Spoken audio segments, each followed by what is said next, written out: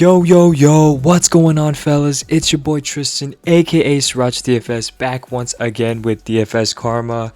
Welcome to another first impression video where we do a very early preview of the upcoming NBA slate. The main purpose of the video is to highlight the totals of each game, who's favored, as well as give you guys an injury rundown for the games and who benefits or who takes a hit from it. Make sure to subscribe to this YouTube channel for more daily media content like this and our live streams. Also, make sure you're in our free chat room where we discuss things DFS 24/7 all day every day. Just go to chatdfs.com to get in for free. Experts are in there. We give you guys free plays, free advice. We also give you guys free articles. We answer questions. It's just, free. It's free. Just go to chatdfs.com. Link will be down in the description below. I promise you it won't hurt. With that being said, let's go ahead and get into this 11-game slate. It's a pretty fat slate just because all the teams are coming back from All-Star break. And they all have to play. I mean, they only had 2 games last night. There's 30 teams in the league, so 11-game slate, pretty fat slate. Large size slate, which means lower ownership. You can find those little gems, unowned gems that'll help you place higher than the usual chalky dudes. First game on the slate, Detroit at Charlotte opened up at a 220.5 total. Charlotte is favored by 5.5. On the Detroit side, DeLon Wright is questionable. If he's in, then it hurts Dennis Smith Jr. and Saban Lee. But if he's out, Dennis Smith Jr. and of course Saban Lee, Josh Jackson, all good plays. But you got to remember Jeremy Grant is coming back, and then I think the last couple of games they've been without Josh Jackson as well. So Dennis Smith Jr.'s prices and Saban Lee's prices are probably a little up there, and then not sure if you can go there. So on the Charlotte side, Devontae Graham is probable, and then make a note that LaMelo Ball will permanently be a starter now. Everyone takes a hit with Devontae Graham coming back. Next game on the slate, Atlanta at Toronto opened up at a 227.5 total. Atlanta is favored by 1.5. On the Atlanta side, Cam Reddish is out. DeAndre Hunter is also out. Definitely like Kevin Huerter. He's just been picking up the usage in minutes that Cam Reddish and DeAndre Hunter have been absent for. Right, and then maybe like Danilo Gallinari. Depending if he starts or not. But that's mainly who I'm looking at for now. On the Toronto side, we have Terrence Davis as questionable, Fred VanVleet out, Malachi Flynn out, Patrick McCaw out, and Pascal Siakam out, as well as OG Anunoby out as well. I do like the Toronto value here since there are so many people out for Toronto. Stanley Johnson, if he starts. If Terrence Davis is in, I like him too. But I'm mainly looking at Kyle Lowry, Norman Powell especially, and then Chris Boucher. If Terrence Davis were to miss this game, I think DeAndre Bembry might start for him. I'm actually not sure. I think the Raptors organization likes DeAndre Bembry, but they've started Yuta Watanabe before. So we'll see who starts if Terrence Davis were to miss. But next game on the slate, Boston at Brooklyn. Opened up at a 234.5 total. Brooklyn favored by 2.5. On the Boston side, Marcus Smart is now in from a long injury. Definitely bumped down to all the Celtics, who are probably priced up just because of that Marcus Smart injury. On the Brooklyn side, Jeff Green is questionable. Timothy Luwawu-Cabarrot is doubtful. Kevin Durant is out, and the newly acquired Blake Griffin is out as well. If Jeff Green were to miss this game, I think DeAndre Jordan will be locked in for his minutes. And then you can play Nick Claxton in tournaments. And then Joe Harris should find more 4 minutes, minutes at the 4 position. But regardless, with all the other news, I do like James Harden, Kyrie Irving, and then Bruce Brown should see a good amount of minutes with Timothy Luwawu-Cabarrot being doubtful. Then make a note that Landry Shamet also saw 29 minutes in that previous game as well.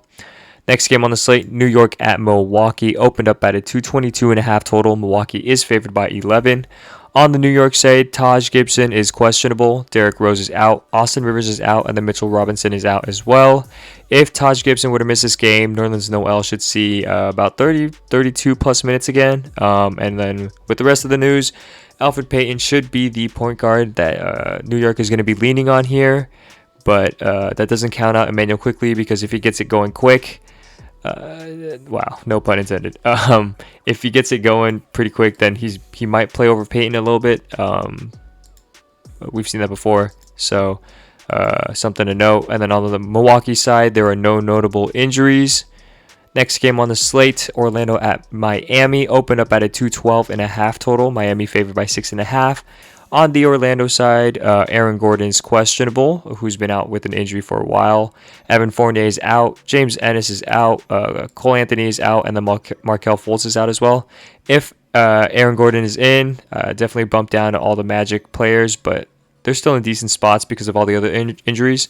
But if Aaron Gordon were still to miss this game, Nikola Vucevic, definitely great play. Offense probably going to run through him.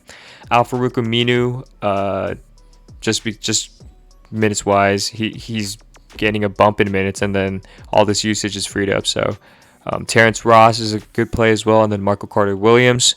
On the Miami side, Avery Bradley is out, and then Bam Adebayo will be missing this game. Definitely like Kelly Olynyk and Jimmy Butler. Next game on the slate, Minnesota at New Orleans, opened up at a 239 total. New Orleans is favored by 8 on the Minnesota side. Jarrett Culver doubtful. Jordan McLaughlin out. D'Angelo Russell out. And then Malik Beasley also out as well. Because of this, I do like Ricky Rubio. Jake Layman, if he starts. Karl-Anthony Towns and Anthony Edwards should shoulder most of the usage and offensive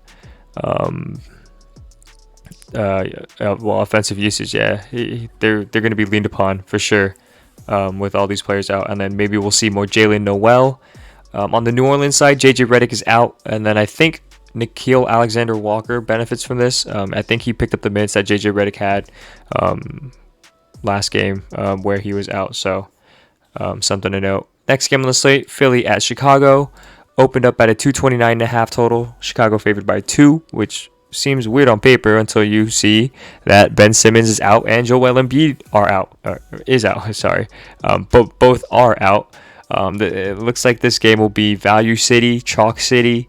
Ben Simmons has a 20.5% usage rate. Joel Embiid has a 33.9% usage rate, which is over 54% usage rate. That's going to be spread out to the rest of the players on the team. People I'm looking at: Shake Milton, Seth Curry, Danny Green for value for sure. Furkan Korkmaz is definitely a play in tournaments.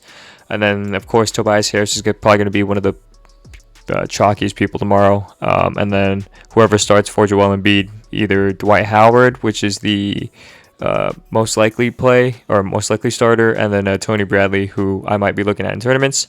On the Chicago side, Otto Porter is probable. Lauri Markkanen is probable as well, both returning from injuries. Definitely a bump down to Kobe White, Zach LaVine, Wendell Carter, and Thaddeus Young. They definitely just all lose usage. Next game on the slate, Dallas at OKC. Opened up at a 219.5 total, with Dallas favored by 6.5. Dallas is on a back-to-back as they played yesterday. They have no injuries, and they are fully healthy, though. But they are on a back-to-back. We'll see if Kristaps Porzingis is playing tomorrow. On the OKC side, George Hill is out, and Hamidou Diallo is out as well. Just little bumps to Theo Maledon, and then Shai Gilgeous-Alexander as well. Next game on the slate, Houston at Sacramento, opened up at a 227.5 total, with Sacramento being favored by 4.5. On the Houston side, Eric Gordon is questionable. David Nwaba is out. Daniel House is out. Christian Wood still out, and then Rodion Kurucs is out as well. I do like John Wall and Victor Oladipo, who the Rockets should be leaning upon for offense tomorrow. Kevin Porter Jr. definitely just joined their team. He's already priced up on FanDuel, I think on DK2. We'll see how much he plays tomorrow. I like Jayshawn Tate a lot. And then Justin Patton should see more minutes, just judging because Rashawn Holmes is usually their 5, or Sacramento's 5. So it's not that bad of a matchup. But yeah, about Kevin Porter Jr., we'll see. I might not be on him tomorrow. Just definitely depends on if Eric Gordon sits or not. But something to monitor. On the Sacramento side, Hassan Whiteside is out, and then Tyrese Halliburton is in, but I think he'll have a minutes limit, or either his minutes monitored or minutes limit. So definitely take a look at that. Make sure you know a good idea of like how his minutes will be tomorrow. I do like still De'Aaron Fox, Harrison Barnes, and then Rashawn Holmes. Next game on the slate, Phoenix at Portland opened up at a 226.5 total, with Phoenix being favored by 2.5. On the Phoenix side, Devin Booker's questionable. Cameron Johnson is out. If Devin Booker were to miss this game, Chris Paul becomes a very, very good play. Etuan Moore, probably, I think he started last time for Devin Booker, if I'm not mistaken. And then also Cameron Johnson is out, so it helps his case even more. Jay Crowder definitely helps him too. And then DeAndre Ayton, who should see a usage bump with Devin Booker out. That is, of course, if he's out. On the Portland side, CJ McCollum out, Harry Giles out, Zach Collins still out, and then Yusuf Nurkic still out as well. Definitely still like the people who have been benefiting from this.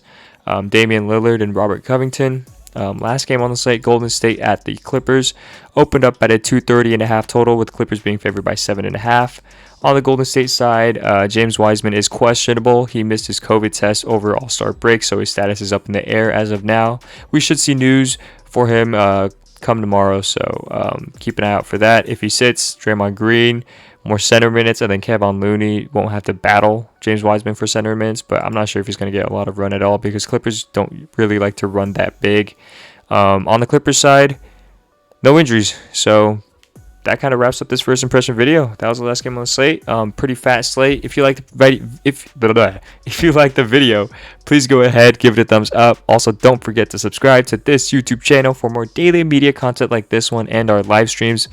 I appreciate you guys all for watching, and as always, it's been your boy Tristan, aka SrirachaDFS. Let's have a great second half to the season. Good luck to you guys in your contests, and have yourselves a good one. I'm out. Peace.